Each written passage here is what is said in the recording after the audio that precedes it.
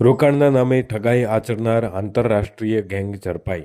ખોટી કંપનીઓ ઊભી કરી અને લોકોને શેર માર્કેટમાં ઇન્વેસ્ટમેન્ટ સારું વળતર મળે તેવી લોભામણી વાતો કરતા હતા.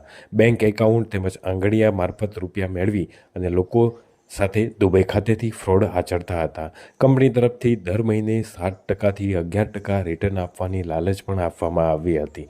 બ્રોન્ઝ, સિલ્વર, ગોલ્ડ, પ્લેટિનમ નામની સ્કીમો બહાર પાડી અને લોકો સાથે છેતરપિંડી કરાતી હતી.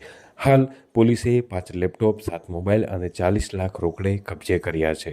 પોલીસ તપાસ દરમિયાન 235 કરોડના બેંક ટ્રાન્ઝેક્શન પણ મળી આવ્યા છે. આ ગેંગ સામે 26 જેટલા રાજ્યોમાં ફરિયાદો પણ નોંધાઈ છે.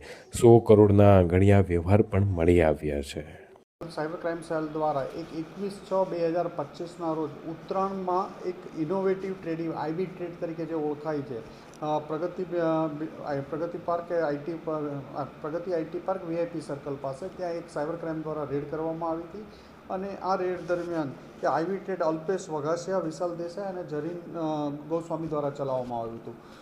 આ લોકો આઈવી ટ્રેડ અને એક રાજકોટની સ્કાય ગ્રોથ વેલ્થ મેનેજમેન્ટ, આ બંને બધા મળી અને લોકોને, ભારતીય નાગરિકોને ખૂબ જ પૈસા ઇન્વેસ્ટ કરાવીને ખૂબ જ ઊંચા વળતરના આશાએ એમની પાસેથી લાખો રૂપિયાનું રોકાણ કરાવવામાં આવતું હતું અને આ પૈસાનો એ લોકો એમની સાથે છેતરપિંડી કરવામાં આવતી હતી. એક મલ્ટી લેવલ માર્કેટિંગ MLM જેવી આ રોકાણની એક સ્કીમ હતી અને આમાં ખૂબ જ મોટા પ્રમાણમાં ટ્રાન્ઝેક્શનો મળી આવ્યા હતા, જેમાં 7%થી લઈ 11% જેટલું મંથલી વળતર. એટલે કે માનો કે તમે લાખ રૂપિયા રોકો છો તો તમને એક વર્ષમાં 84,000 એટલે 100% રિટર્ન્સ, અને બીજો 11% એટલે કે 125% જેટલાથી ઉપર તમને રિટર્ન્સ દર મહિને આ લોકો આપતા હતા. આ સ્કીમમાં એમને મિનિમમ 18 મહિનાથી વધુ સમય માટે રોકાણ કરવું પડે.